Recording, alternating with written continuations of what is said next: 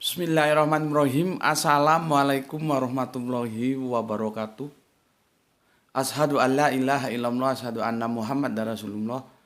Allahumma sholli ala Sayyidina Muhammad wa ala ali Sayyidina Muhammad kama sholaita ala Sayyidina Ibrahim wa ala ali Sayyidina Ibrahim fil alamina innaka hamidum majid.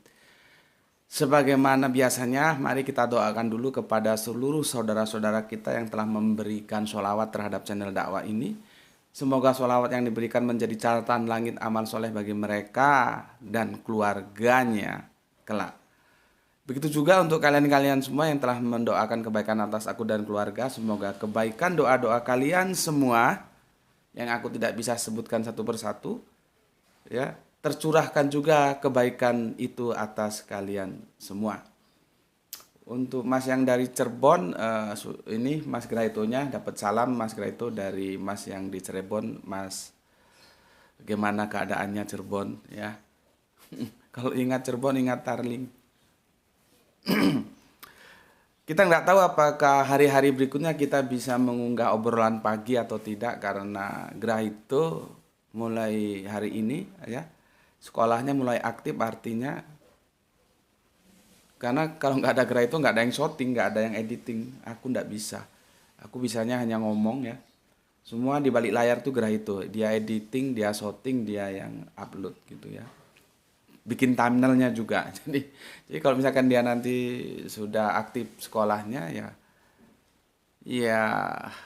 nggak tahu lah, sepertinya agak sempit ya.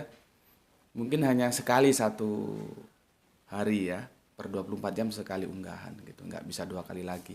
Tapi coba kita cari celah-celah waktu lah ya, kita mencuri-curi waktu, semoga bisa. Dengan catatan sebetulnya viewer itu harusnya 1000 dulu ya, 1000 baru diunggah, 1000 dari makanya kita berpacu ya. Kalian berpacu memenuhi 1000 viewer paling tidak ya, 1000 viewer, aku berpacu berkreasi ya. Ya. Kalau ada sudah 1000 viewer dan Graito ada waktu, kan kita bisa curi-curi waktu untuk, karena ide di dalam kepalaku itu kalau dibiarkan juga nanti dia sia-sia, dia akan hilang lagi ya, sia-sia. Tapi kalau cepat-cepat kita abadikan dalam bentuk video itu sudah enak sudah ya. Ya orang-orang seni biasanya gitu. Aku minum dulu. Nanti masuk jam berapa Le? Setengah 8 dia masuk nanti. Bismillahirrahmanirrahim.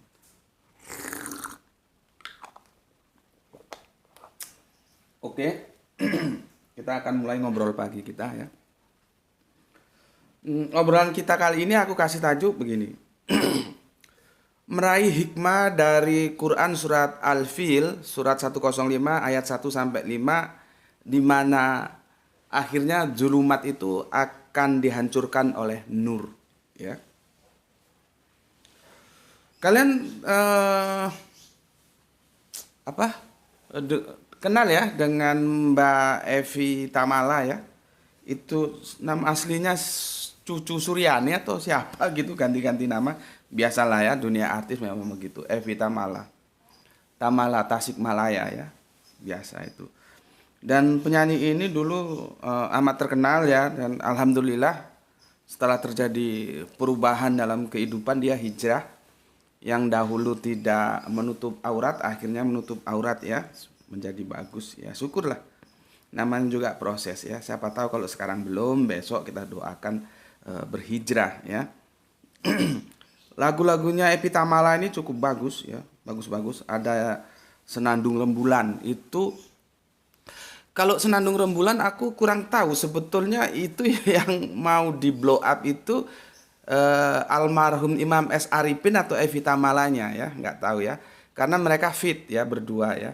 Dan kita doakan semoga almarhum Mas Imam S. Arifin yang minggu kemarin baru saja kapundhut ya, dipanggil oleh Gusti Allah Ingkang Maha Agung, semoga selalu dalam rahmatnya Allah dan diampuni segala dosa-dosanya dan diterima amal ibadahnya ya.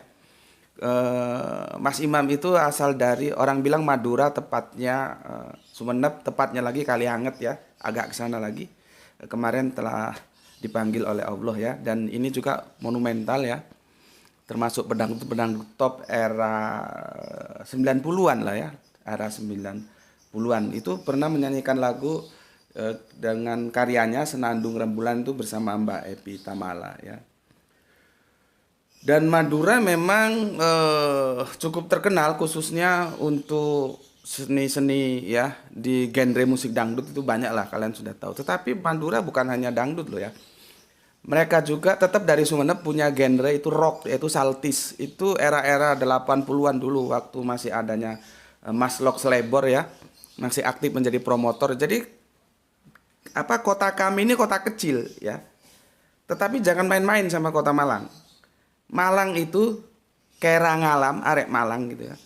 Malang itu menjadi barometernya musik era itu, khususnya rock. Jangan bilang rock kalau belum pernah manggung di Malang dan itu sukses. Itu semua tahu dulu. Kota kami kota kecil, kota Malang ini. Dulu ada tempat manggungnya itu namanya Pulau Sari ya.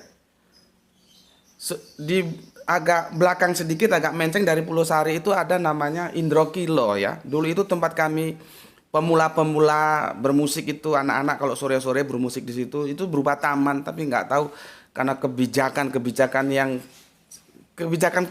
bodoh menurutku itu. Itu sudah kawasan tuh anak-anak muda berkreasi, seni, sore-sore nongkrong bareng. Lah kok sama wali kotanya Tom dijual sekarang jadi perumahan. Coba. Itu kan keputusan yang tidak melihat kultural, tidak melihat tata kota, tidak melihat antropologis bagaimana anak-anak itu perlu tempat untuk menyalurkan hobinya ya, yang itu positif daripada hobi-hobi yang tidak negatif. Dulu ada Taman Indro Kilo, akhirnya sekarang bubar karena dijual atau di mana tukar guling nggak tahu aku. Sekarang jadi perumahan. Coba itu dibiarkan dilestarikan menjadi proses budaya ya. Sekarang yang Pulau Sari juga sudah jadi ruko. Aduh. Ya, jadi dari Madura ada namanya saltis, terus ada lagi power metal itu dari Surabaya lah. Itu dulu ya cerita. Jadi yang aku mau sampaikan, Mas Imam itu dari Madura, tapi Madura bukan hanya dangdut aja, ada rocknya juga, ada saltis juga ya. Ya. Terus ada dari Solo ada Kaisar ya, itu era-era dulu tahun-tahun 80 90 lah ya, di mana kota kami Malang ini kecil ya, tapi menjadi barometer musik rock ya, termasuk siapa namanya itu Biang Lala itu ya. Itu dulu era-eranya itu kan orbitannya Lok Selebor itu, apa yang nyanyi Biang Lala itu ya. Epi Tamala ini lagu-lagunya yang berkolaborasi dengan almarhum Mas Imam Eripin ini apa, Senandung Rembulan, judulnya mirip-mirip ya, Senandung Rembulan. Ya, nanti ada lagi kalau Senandung Rembulan ini karyanya Mas Imam ini ya. Ku dengar alunan lagu bersenandung rindu, melodi cinta yang menggebu di dalam hati. Ya, jadi ingat era-era dulu waktu aku masih bermusik ya, itu Senandung Rembulan kerja bareng dengan Mbak Evi Tamala ya. Berikutnya Senandung Rembulan ada lagi lagu Rembulan Malam. Nah, kan Senandung Rembulan Malam. Kalau Rembulan Malam ini karyanya Mas Aziz Talib. Mas Aziz Talib. Ini syairnya juga bagus-bagus juga ini. Aku damba engkau bersemayam di hati walau dalam mimpi. Kalau Mbak Elvi itu suaranya sopran ya, sopran suaranya. Tetapi mungkinkah rembulan malam berpijak di bumi yang berdebu? Itu rembulan malam. Berikutnya ini yang membuat tonggak kesejarahan. Memang Evi Tamala ini darah kelahiran 69 ya, berarti sekian tahun di bawahku. Dari Tasik itu ya. Memang lagu-lagu yang dulu sih enak, bagus-bagus, tapi itu cenderung apa ya, humor dan tidak monumental, dan tapi bagus ya. Dulu kerjasama dengan, kan dulu ada penyanyi, terus ada pelawaknya si Doyok atau siapa itu ya. Tapi itu tidak menimbulkan sebuah positioning bahwa Evie Tamala itu sosok yang harus disegani, itu enggak. Ya biasa, tapi bagus, tapi tetap biasa. Baru ketika Evie Tamala menelurkan lagu Selamat Malam, di situ eksistensi dia sebagai dangduter itu apanya namanya ya?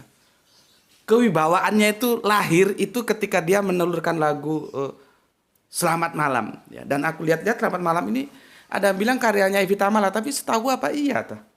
Aku masih belum bisa memastikan ya. Selamat malam duhai kekasih. Ya, ini aduh kalau aku dengar lagu ini ya subhanallah. Ini enak lagu ini ya. Dengan alunan suara yang sopran itu ya. Jadi selamat malam duhai kekasih, sebutlah namaku menjelang tidurmu. Bawalah aku dalam mimpi yang indah. Di malam yang dingin, sesunyi ini. Kalau kita rubah menjadi seriosa gitu dia ya. Sesunyi ini itu bukan turun tapi dia naik ya. Kalau apa kan namanya itu apa ya? Kita improve gitu. Enak dangdut di improve tuh ya. Mungkin ada yang tanya, kenapa aku kok lari dulu ke musik dan itu dangdut ya. Meskipun tadi sedikit ke rock ya. Kenapa? Mungkin kalian bertanya ya. Ya. Karena begini, banyak orang-orang salah. Orang-orang yang belum tahu itu mengira duhur itu nama sholat. Maka kamu sudah sholat duhur, dikirain ada sholat namanya duhur. Dikirain ada sholat namanya asar. Dikirain ada sholat namanya maghrib. Tidak. Ini banyak orang yang salah kaprah. Karena apa? Nggak mau ngaji. Kalau ngaji pun dari itu ke itu untuk apa? Gobloknya nggak bisa hilang kalau begitu. Ngaji itu harus yang mencerdaskan, yang merubah paradigma berpikirmu ya menjadi expand. Itu baru ngaji. Kelemahan takmir masjid kita kalau ngundang guru ngaji dan materi pengajian dari itu ke itu saja.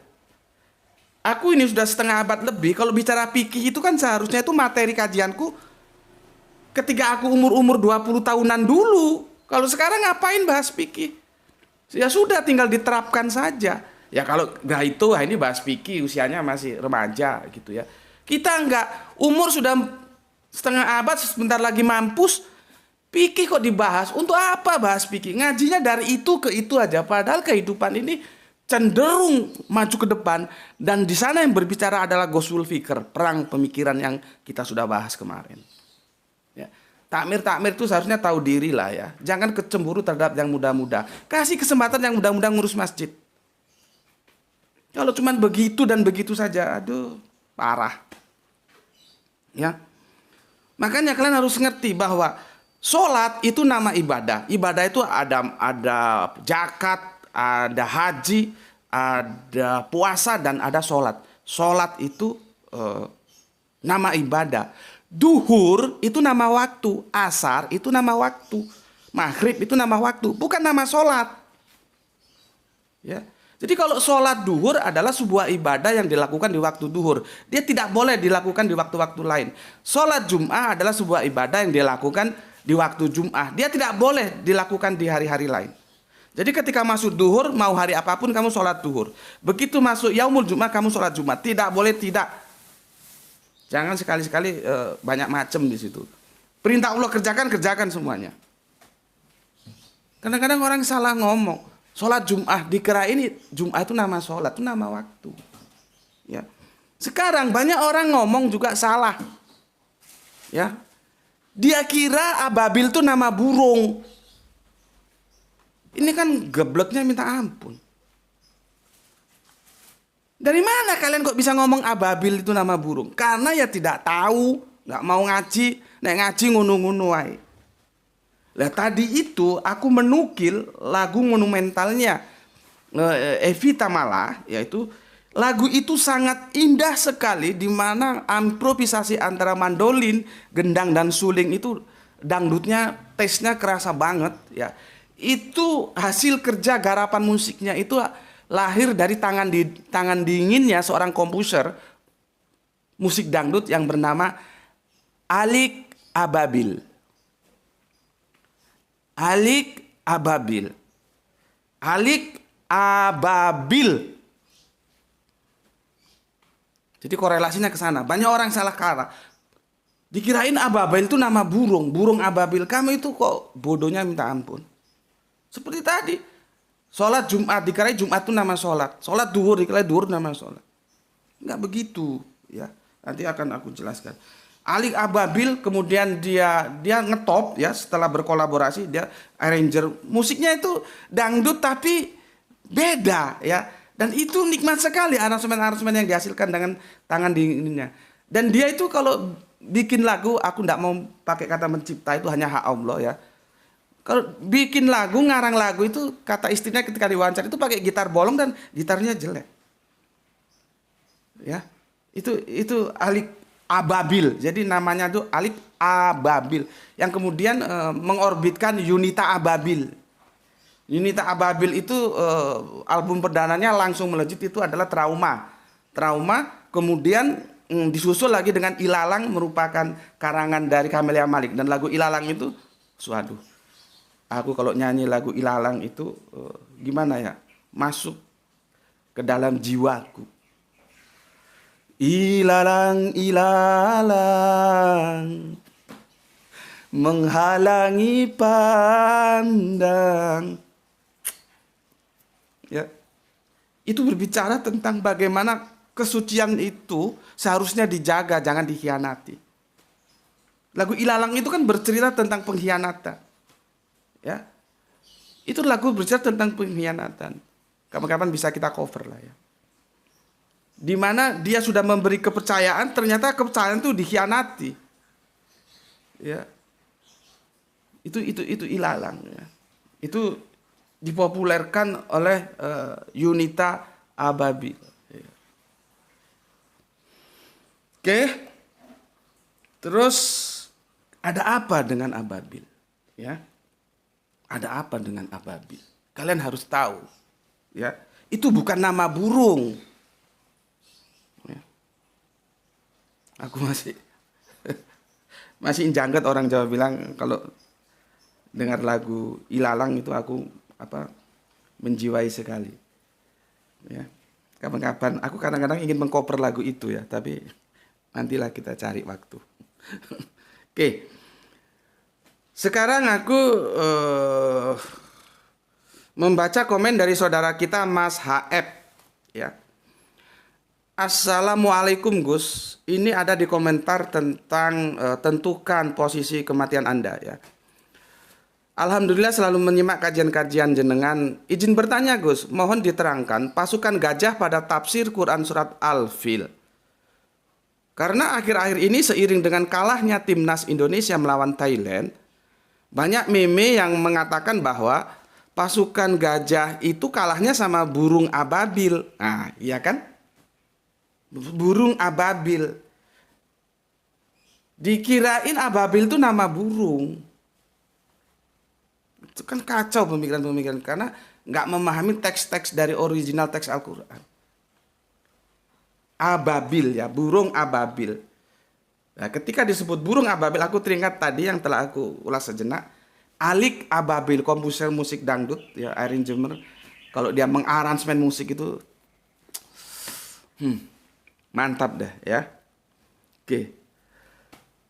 Aku ulangi ya. Akhir-akhir ini seiring dengan kalahnya timnas Indonesia melawan Thailand, Thailand ini negeri gajah ya, gajah putih biasanya. Banyak meme yang mengatakan bahwa pasukan gajah itu kalahnya sama burung ababil. Ya. Jadi dikirain ababil nama burung, bukan burung Garuda. Apakah burung ababil yang diterangkan dalam Quran surat Al-Fil itu beneran pasukan gajah atau hanya bahasa simbol? Suwun atas jawabannya Gus, jazakumullah khairan katsiron wa barakallahu fikum. Oke. Waalaikumsalam Mas, matur nembah nuwun atas requestnya, dan aku maaf kalau teman-teman yang lain yang request belum aku jawab karena ya keterbatasan ya. Tapi semua aku perhatikan kok ya. Kali ini aku menjawab request dari Mas Haeb. Nggak tahu Mas Haeb ini ada di mana, lain kali kasih tahu dong ya. Iya, itu ada yang tanya-tanya nomor WA aku nggak akan jawab ya. Itu geblek gitu. Itu nonton video nggak diperhatikan. Di setiap videoku itu ada di slide yang warna kuning itu ada, di situ lengkap. Ada nomor WA aku. Aku bukan orang yang bersembunyi. Aku orang yang terang-terangan. Ini aku. Setiap saat bisa menghubungi aku. Kok bolak-balik tanya nomor WA kamu nggak lihat apa itu slide-nya? Kamu kok nonton itu, matamu itu kemana? Nonton itu diperhatikan dari awal sampai akhir. Ada slide kuning di setiap awal videoku itu. Ada nomor rekening, ada nomor WA, itu kamu bisa hubungi. Kok bolak-balik tanya nomor WA, woy. Aku sama anakku sama istri begitu. Sesuatu yang seharusnya aku nggak kasih tahu, dia nggak tahu, itu aku marah. Hal-hal seperti itu sebenarnya aku nggak usah kasih tahu, kamu harus tahu. Kok tanya nomor WA. Oke, kita bahas gajah dulu Mas ya. Gajah itu ada gajah mamut, dan itu berbulu besar, tapi menurut data itu sudah punah. Ada gajah Afrika, tapi itu galaknya bukan main, buas ya, nggak bisa dijinakkan. Nah ini yang asik ini gajah Asia, khususnya India, Thailand, dan Indonesia itu bisa. Tetapi apakah mungkin ya si Abraha itu ngambil gajah dari India atau Thailand atau Indonesia?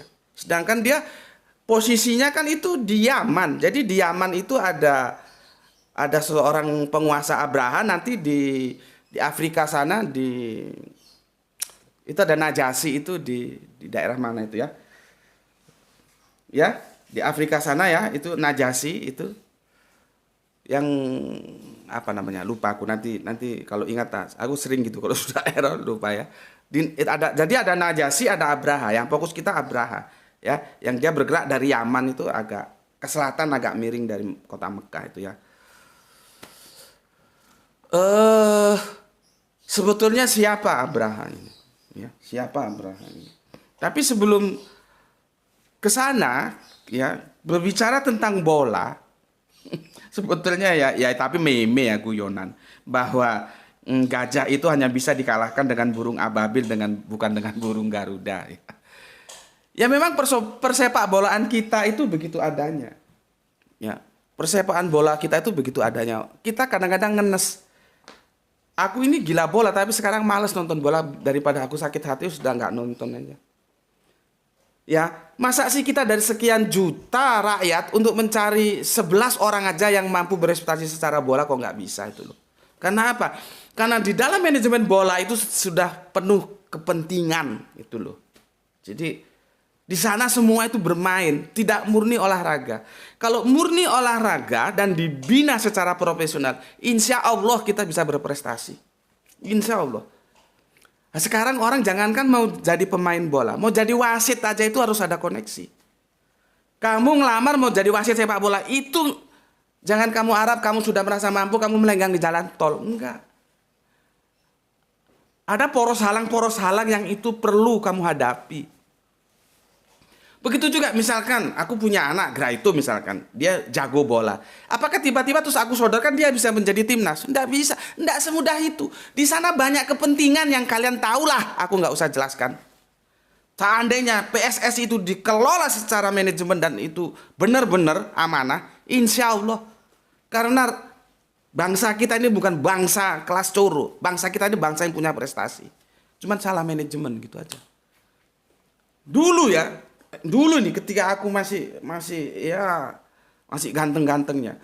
Kalau sudah Indonesia ketemu Malaysia, itu kan musuh bebuyutan. Itu Malaysia itu ada namanya strikernya itu So Ching Aun, itu keturunan, kok lihat So Ching Aun itu seperti Cina, seperti Vietnam ya.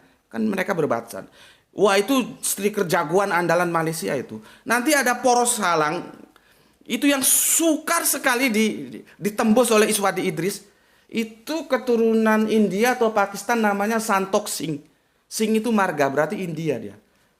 Ada biduan, kok bukan biduan, apa? Aktris cantik dari India itu namanya Singh.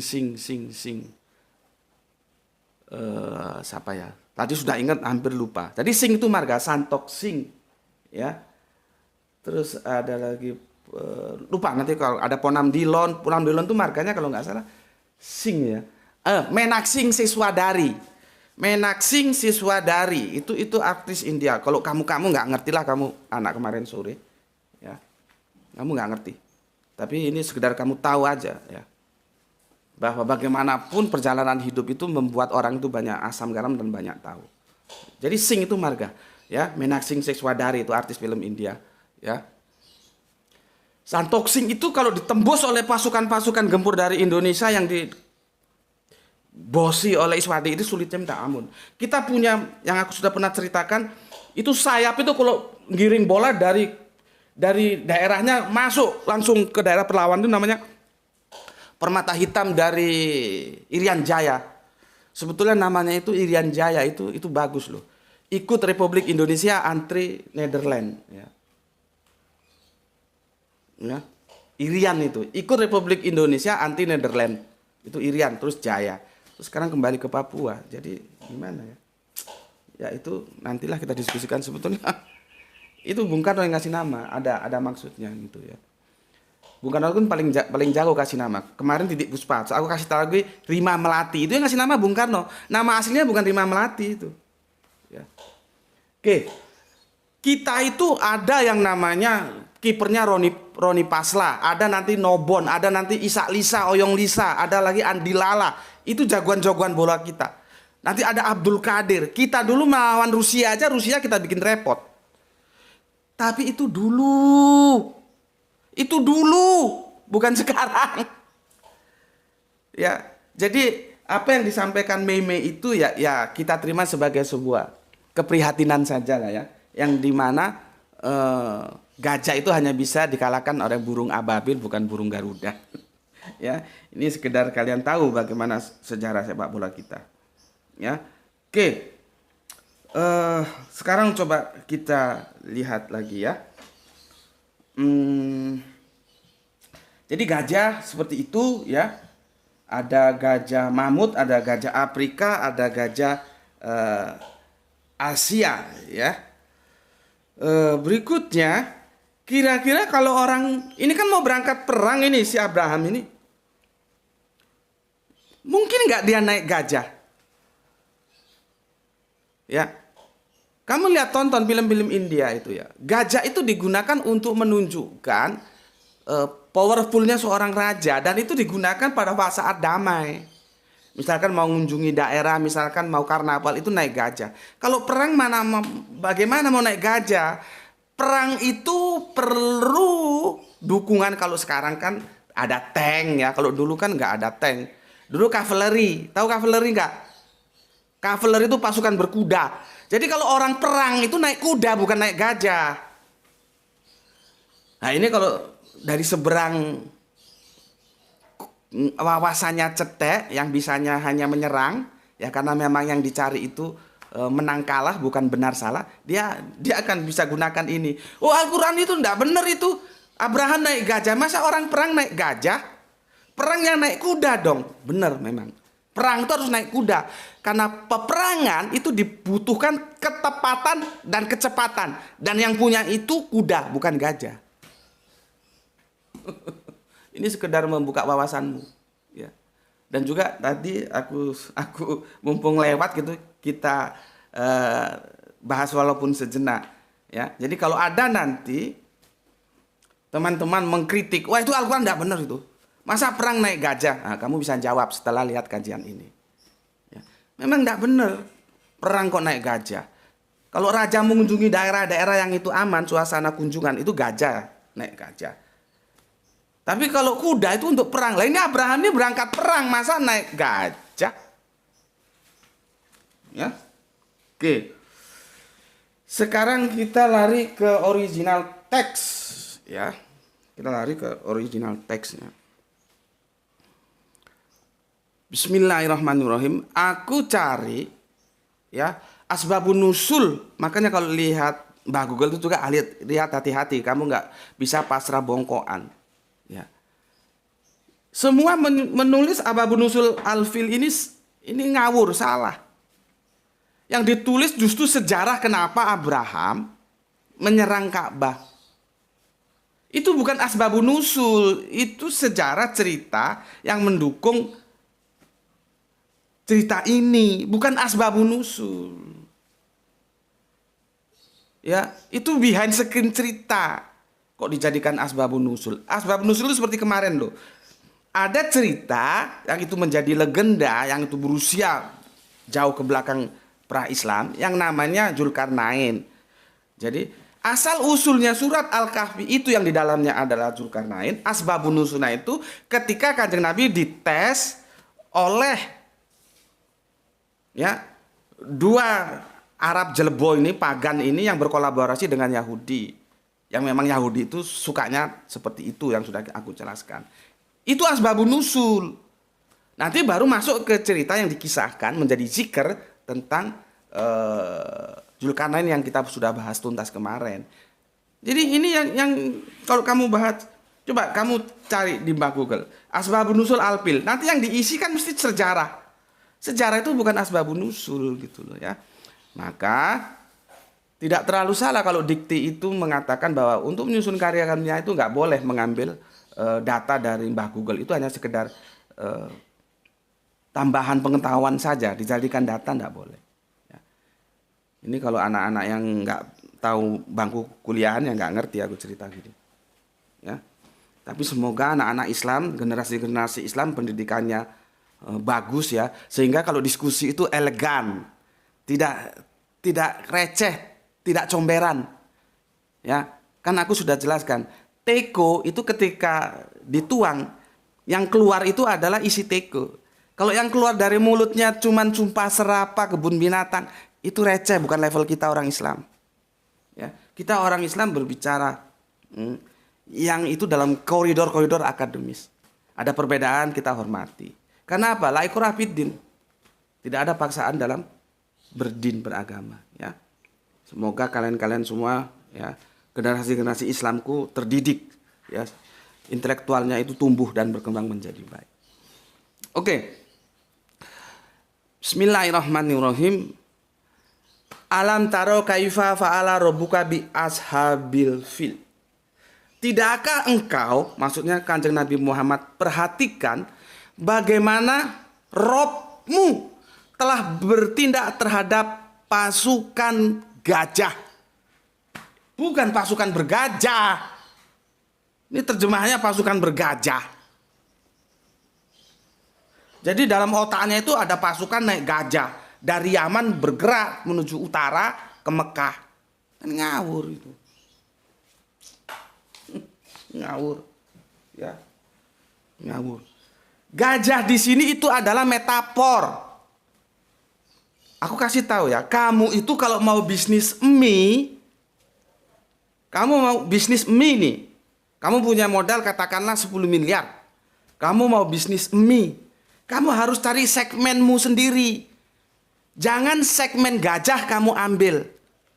Karena mie itu sudah dikuasai oleh gajah yang bernama, aku kalau sebut namanya nggak enak. Nanti dikirain pesan sponsor dan aku nggak dapat royalti dari dia. Kamu tahu toh gajahnya produsen mie di Indonesia kan tahu toh? Tahulah, masa harus aku jelaskan. Nah, kamu kalau punya modal 10 miliar bikin pabrik mie, segmenmu itu, ini bukti. Aku orang teknik tapi aku belajar ekonomi. Dulu bacaanku itu adalah swasembada gitu ya. Kalau arsitektur bacaanku itu adalah majalah. Kalau ekonomi swasembada, kontan itu ya. Kalau arsitektur itu asri gitu. Nanti olahraga, bola, politik, tempo gitu. Jadi dan aku juga meskipun dulu aku teknik, ketika ada seminar tentang apa saja, tentang ekonomi, sosial, budaya, aku ikut. Jadi aku Meskipun basicku teknik, tapi untuk hal lain aku berusaha untuk tahu meskipun sedikit gitu loh ya. Jadi gajah itu begitu, aku menjelaskan pada kamu. Misalkan kamu mau bisnis mie modalmu 10 miliar. Kamu jangan berhadapan dengan gajahnya mie itu.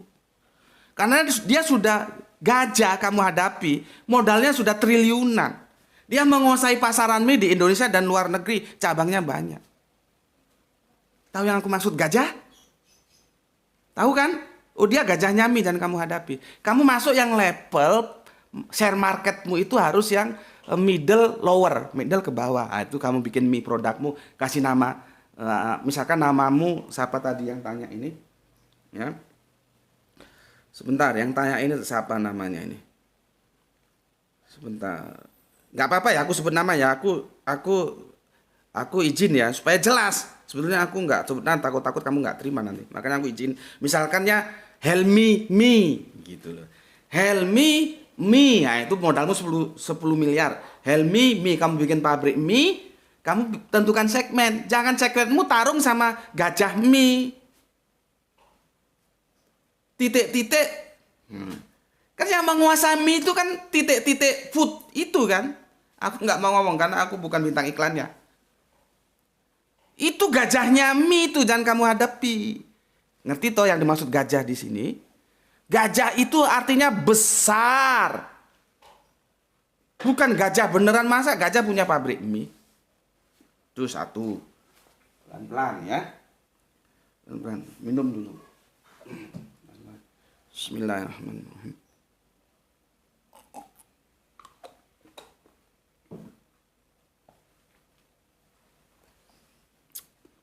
Oke. Sebentar, ini agak lemot. Oke, itu tadi ayat 1. Jadi pasukan gajah, bukan pasukan bergajah. Karena kalau bergajah, itu berarti pasukannya itu naik gajah gitu loh ya. Dari mana gajah? Gajah sudah aku jelaskan yang 3 itu tadi. Ya. Dan berapa gajah yang diperlukan? Ya, oke. Sekarang yang kedua. Alam yaj'al kaidahum fi tadlil. Bukankah dia telah menjadikan tipu daya mereka itu sia-sia? Tipu daya Abraham itu sia-sia. Maka judul kita adalah dulumat itu akan dikalahkan oleh nur. Si Abraham itu dulumat itu, zolim itu. Meskipun dalam dunia kajian itu terjadi perdebatan. Apa yang menjadi trigger, apa yang menjadi penggerak sehingga Abraham itu ingin menguasai Ka'bah, menguasai Mekah. Itu ada 2 kemungkinan. Kemungkinan pertama adalah kepentingan teologis. Ya, dia ingin merobohkan Ka'bah itu dan mendirikan lagi bangunan seperti Ka'bah itu di sana supaya semua arus ke sana. Atau kepentingan ekonomis. Ya. Ka'bah itu dari dulu itu pusat peribadatan. Tentunya dia antara ekonomis dan teologis menjadi satu. Banyak dikunjungi orang. Daerah kalau banyak dikunjungin orang itu mesti duitnya banyak. Itu sudah dari zaman Sepur Lempung sampai sekarang, nggak usah dokter ekonomi juga tahu. Makanya Saudi Arabia itu seharusnya berterima kasih terhadap Islam. Berapa kalau kita rupiah ya, mungkin dolar ya, atau apa ya, berapa mata uang, berapa real yang mengucur ke dia dari orang-orang yang akan mau naik haji ke dunia. Jadi Arab Saudi itu, Ibnu Saud itu kan asalnya Ibnu Saud. Dulu Ibnu Saud bekerjasama dengan Abdullah bin Wahab, yang kemudian Abdullah bin Wahab itu sudah bagi-bagi kapling-kapling. Yuk ngurusin agama aja lah, lahirlah Wahabi. Yuk ngurusin negara, lahirlah Saudi Arabia. Si Saud ngurusi negara, si Abdullah bin Wahab ngurusi agama. Maka kelompok Wahabi itu dari sana, dari Pak Wahab itu. Yang itu nanti Inggris, lagi-lagi Inggris itu ada di dalamnya untuk menghadapi Turki. Ini teman-teman Salafi perlu belajar tahu sejarah supaya tidak terlalu asobia ya. Kita berlapang dada lah, banyak saudara-saudara kita yang lain gitu ya. Aku sampai sekarang nggak tahu, masih malas saja balas Wahabi, dan ada yang menyarankan jangan wis gitu. Makanya aku belum bahas-bahas juga, ya. Nah, seharusnya haji itu dikelola oleh seluruh umat Islam di dunia secara konsorsium, secara kebersamaan, secara musyawarah dan mufakat. Jangan diputuskan secara tunggal oleh Saudi. Karena Ka'bah itu punya orang Islam sedunia, bukan punyanya Arab. Tapi kan kebijakan-kebijakan sekarang tidak. Semuanya keputusan itu ada di kerajaan Saudi. Kerajaan Saudi itu punya hutang budi terhadap Islam. Tanpa Islam, kerajaan Saudi itu bukan apa-apa. Negara miskin itu. Ya, ini supaya tahu kalian semua. Ya, ngaji itu begitu. Ojo ngaji dulu sampai sekarang sampai besok podo ae goblok. Ya. Ya, Abraham itu ndak tahu kita. Jadi perdebatan para pakar sejarah. Apakah kepentingan teologis? Apa kepentingan politis? Karena daerah seperti ini, daerahku wisata di Batu ini ya. Berapa pendapatannya dari tamu-tamu yang datang? Tapi di sini tujuannya kan wisata. Kalau di Ka'bah itu tujuannya beribadah teologis. Ya. Jadi Ka'bah tempat pusat peribadatan itu sudah dari dulu Sebelum ada tembok ratapan itu, Ka'bah itu rumah Bait Allah yang mula-mula. Gitu loh. Baru nanti yang di Palestina sana. Ya. Jadi di suatu daerah yang didatengin oleh tamu dari mana itu mesti mendapatkan income. Nah, si Abraha itu enggak tahu. Aku juga tanya kemarin, kenapa namanya Abraha? Apakah itu mengambil dari Abraham? Kenapa mati di H? Kok nggak mati di M, Abraham? Tapi Abraha. Belum ada yang bisa jawab. Yang aku tanya orang pinter, bukan orang bodoh. Ngapain juga aku tanya sama orang bodoh? Belum bisa jawab. Sampai sekarang masih PR. Itu Abraha. Kita selalu menyebutnya Abraha, bukan Abraham. Ya. Jadi kepentingannya dia nggak tahu apa itu teologis, apakah itu ekonomis, nggak tahu. Yang lucunya nih, ini cerita, bukan berarti sungguh-sungguh. Abraham itu pasukannya sudah masuk, terus dipanggil. Mana itu Raja Arab itu, suruh sini. Datang. Maksudnya Abraham tuh kalau bisa tanpa perang, tapi meskipun perang dia menang, orang pasukannya gajah kok. Ka'bah itu sudah dikasihkan dia. Minimal kalaupun Ka'bah itu nggak dihancurkan, ya. Terus dia nggak bangun lagi di Sanaa, dia menjadi penguasa Ka'bah, itu sudah duit itu. Artinya dia akan menggeser kekuasaan Arab-Arab Quraisy yang menguasai jalur perdagangan. Makanya jalur perdagangan itu penting. Nah kalau aku presiden, kalau Cina macam-macam, aku panggil itu Malaysia, aku panggil itu Singapura, aku ajak ngomong baik-baik. Kalau Cina macam-macam, ayo kita kerjasama, kita tutup itu Selat Malaka. Mampus dia. Mau lewat mana? Cuman kan kecerdasan seperti ini itu tidak dimiliki oleh mereka-mereka yang memegang kekuasaan. Kalau Cina mau nagih utang, kau nagih utang yuk, tak putus jalur. Kamu nggak boleh lewat Selat Malaka. Kati lewat ndi kon? Mau lewat mana kamu? Kalau nggak jalan, muter ke sana. Itu namanya strategi militer. Ya.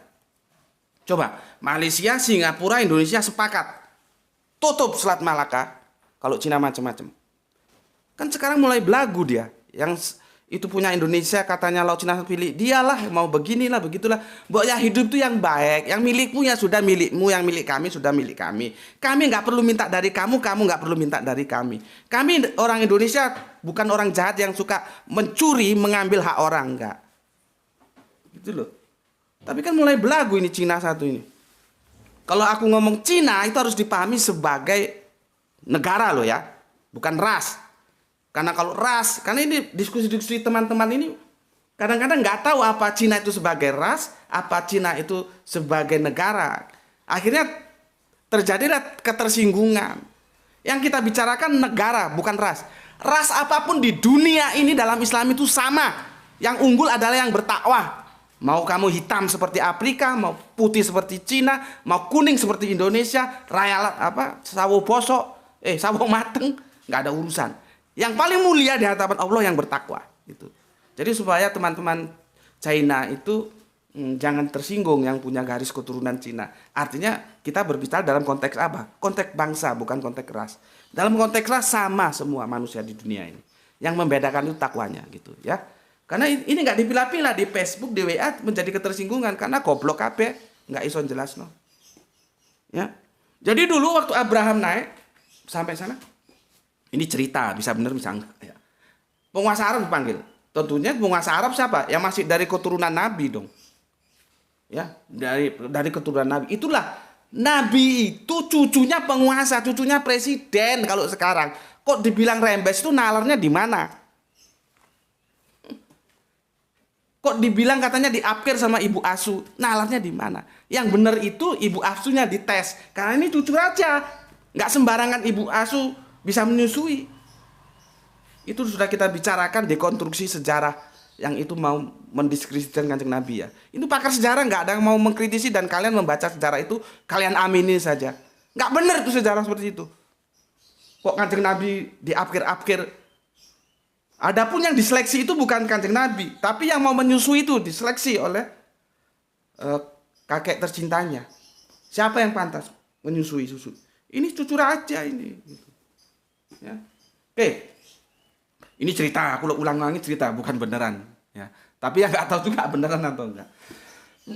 Ada hikmah yang lucu. Si Abraham panggil, mana Raja Arab? Panggil, datang Raja Arab. Ya, apa yang kamu minta dari aku? Nah, yang ada dalam otak Abraham itu pasti dia ngomong, tolonglah Ka'bah jangan dirusak, tolonglah kami jangan diserang. Karena secara powerful kekuatan jelas kalah ini Arab ini lawan pasukannya si Abraham. Ternyata di luar dugaan Abraham, permintaannya bukan begitu.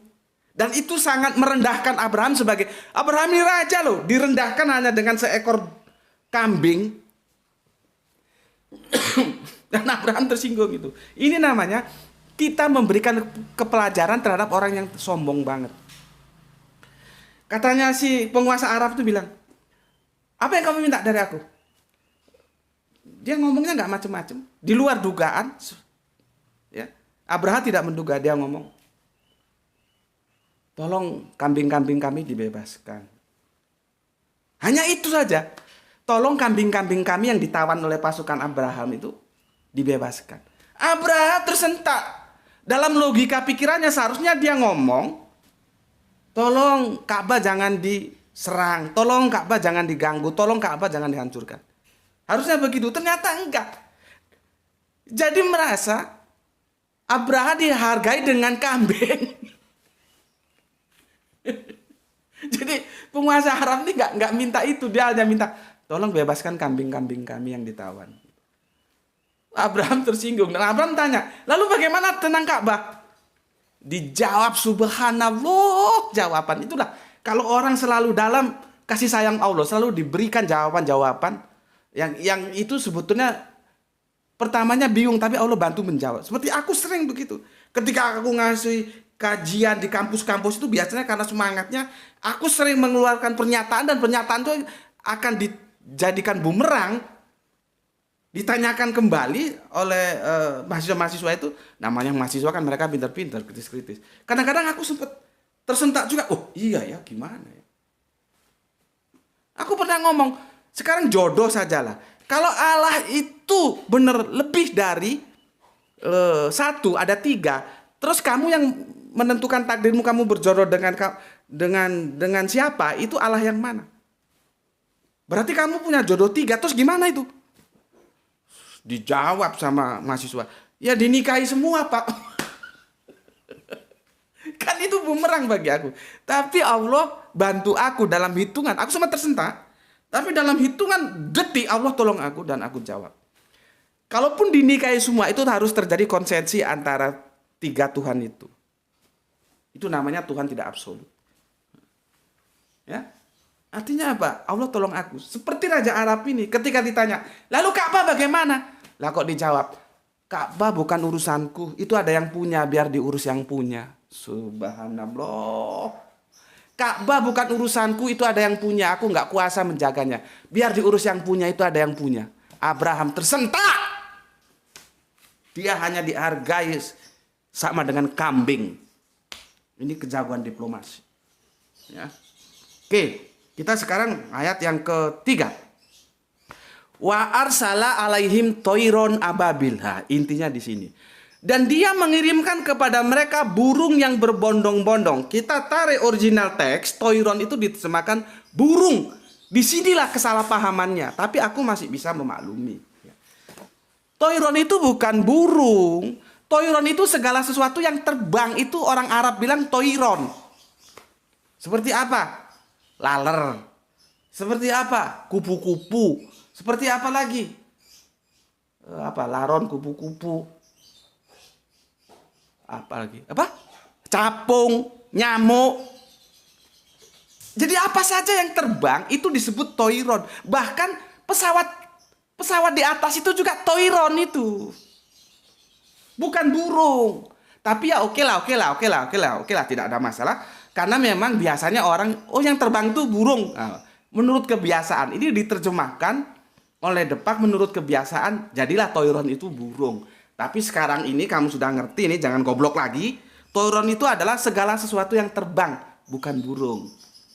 Cuman si penerjemah kita maklumi karena memang pada umumnya yang terbang itu burung, maka toiron diterjemahkan burung. Paham? Oke, lanjutnya ababil. Nah ini yang salah. Toiron ababil, terus dikirain burung yang bernama ababil. Bukan. Ababil itu ada yang terbang bergerombol, berbondong-bondong, banyak, berterbangan. Jadi ababil itu artinya berbondong-bondong, bukan nama burung. Burungnya aja sudah salah, dan toiron itu belum tentu burung kok. Jadi toiron ababil itu kalau kita terjemahkan berterbangan dan itu berbondong-bondong, tiba-tiba banyak di atas tentara gajah itu. Paham di sini? Ya? Paham nggak kau? Itu berbondong-bondong. Makanya di sini disebut ababil. Yang kita tadi sudah nukil alik ababil ya. Dia ngambil ababil dari surat ini. Yunita ababil. Kalau Yunita itu entah adiknya, entah adiknya mungkin. Karena istrinya nggak tahu ya apa istrinya apa adiknya. Sepertinya adiknya. Dan kalau aku tidak salah tolong dikoreksi. Alik ababil sudah almarhum dan semoga kalau memang itu benar semoga Allah merahmatinya dalam tidur panjangnya. Kalau tidak tolong aku dimaafkan. Setahu yang aku terima itu sudah meninggal seperti Mas Imam juga sudah meninggal ya. Itu orang-orang berprestasi karyanya terus bisa menghibur kita. Jadi nama alik ababil, Yunita ababil itu ngambil dari sini. Ababil itu berbondong-bondong, bergelayutan di atas terbang. Ya, sekarang tahu ya bahwa ababil itu bukan nama burung dan toiron itu bukan burung. Segala sesuatu yang terbang gitu lah. Bahkan pesawat terbang itu ya disebut toiron sama orang Arab. Ya. Kalau kamu punya duit sekali-kali main ke Arab sana. Kalau aku nggak punya duit, lebih baik bikin rumah, bikin studio. Siapa tahu Raja Arab dengar terus dia kirim real ke sini dalam bentuk rupiah. Ini kamu bikin studio Gus Meti. Ini kamu dakwah. Ya alhamdulillah. Menghayal sesuatu, ya. Supaya nggak ngontrak lagi punya studio yang itu memang mumpuni gitu ya. Kalau ini kan apa adanya kita bikin studio gitu. Oke. Titik pentingnya toiron ababil itu adalah sesuatu yang terbang berbondong-bondong ya. Yang datangnya itu tiba-tiba. Berikutnya yang melempari mereka dengan batu dari tanah liat yang dibakar. Tarmihim ya. Tarmihim bihijarotin min sijil. Ini jadi doa ini. Dulu waktu aku diajarin berdoa itu ketika kata tarmihim itu dilempar-lempar kan. Ketika Palestina itu dihajar oleh Yahudi ya. Kita mendoakan. Kita bacakan surat Al-Fil ketika pada kata tarmihim oleh kiainya disuruh mengulang-ulang. Tarmihim gitu ya. Dan hati-hati, Yahudi itu ada Yahudi politis, ada Yahudi teologis. Yang Yahudi teologis ini baik-baik. Jangan dipukul rata semua Yahudi jahat. Hati-hati. Aku harus menyampaikan ini apa adanya karena aku akademisi. Hati-hati. Jangan semua Yahudi kamu pukul rata. Ada Yahudi teologis, ada Yahudi politis. Yang jahat-jahat ini Yahudi politis. Ya. Oke. Nah, kan ngaji sama aku dia berputar kemana-mana kan? Enggak strike. Makanya kalau nggak kerasan dengan kajian seperti gaya yang aku sampaikan, silakan tinggalkan tempat ini, nggak ada masalah. Kalau yang kerasan, mari tetap di sini. Tapi kalau kalian mencintai ilmu, kalian mestinya kerasan. Karena kamu minta 1, aku kasih 5. Ini kan tentang Al-Fil, tentang Toiron, tentang Ababil, tapi aku ceritakan semua yang termasuk olahraga, musik, sejarah, ya. Oke. Tarmihim bihijaroti min sijil itu ayat 4. Ayat terakhir, Paja'alahum ka'asfim ma'kul. Sehingga mereka itu pasukannya si Abraham itu dijadikan oleh Gusti Allah Agung seperti daun-daun yang dimakan ulat. Ya. Sekarang apa kira-kira? Kalau ini kita tarik ke dunia kita, dunia saintis, kira-kira yang Toiron Ababil itu apa? Yang di sini diumpamakan adalah dari min itu bisa bagaikan loh ya. Hati-hati. Min itu polisemi. Nanti kadang-kadang dia berarti bagaikan. Jadi nggak ada ceritanya manusia itu Hawa itu dari tulang rusuk itu nggak ada ceritanya. Itu karena salah memahami diksi min. Itu geblek gitu. Karena sains tidak mendukung ada wanita dari tulang rusuk itu. Aku sudah bilang kemarin tentang surat An-Nisa ayat pertama, ya. Binafsin wahidatin, semua manusia laki perempuan dari sana. Adam dan Hawa dari sana, bukan Hawa dari Adam. Itu karena biblical sekali, itu terjebak pemahaman Bible. Makanya belajar kristologi biar pinter. Ya. Oke. Sekarang di sini yang diterjemahkan, yang melempari mereka ya dengan batu-batu dari tanah keras terbakar. Sijil. Ini apa ini? Bi hijaroti ming sijil, batu-batuan, hajar. Jadi Ibunda Hajar itu bukan nama Arab loh ya. Itu nama Mesir. Nanti Bunda Batu terus Hajar Aswad itu kacau lagi nanti. Ya, di sini bi hijaroti dengan batu-batu. Nah, sekarang aku akan menarik otakmu itu ke dalam perspektif saintis dan apa namanya? Saintis dan kedokteran lah ya, medis yang seperti kita lalui 3 tahun terakhir ini kan hampir 3 tahun ini ada wabah ini. Wabahnya itu namanya apa? Apa namanya? Virus. Namanya virus. Ya. Jadi kalau kita tarik cerita ini ya ke dalam dunia saintis kita, jangan kamu pikir terus ada batu dari neraka dibawa burung terus dilempar-lemparin gitu, tidak. Yang Toiron Ababil itu adalah Gusti Allah ingkang Maha Agung dengan sekian kekuasaannya mendatangkan virus, dan virus itu dicurahkan kepada tentara-tentara bergajah. Dengan tentara-tentara gajah ya, sehingga mereka seperti daun-daun dimakan ulat. Itu apa? Virus. Tapi kalau dipahami seperti batu-batu yang gini, ya sudahlah. Karena memang memahami kajian ini, dia harus expand. Otaknya itu harus ditingkatkan. Makanannya harus banyak. Makan buah, makan daging, makan vitamin-vitamin supaya otaknya cerdas. Aku senang kalau generasi-generasi Islam itu cerdas. Kalau diskusi itu elegan.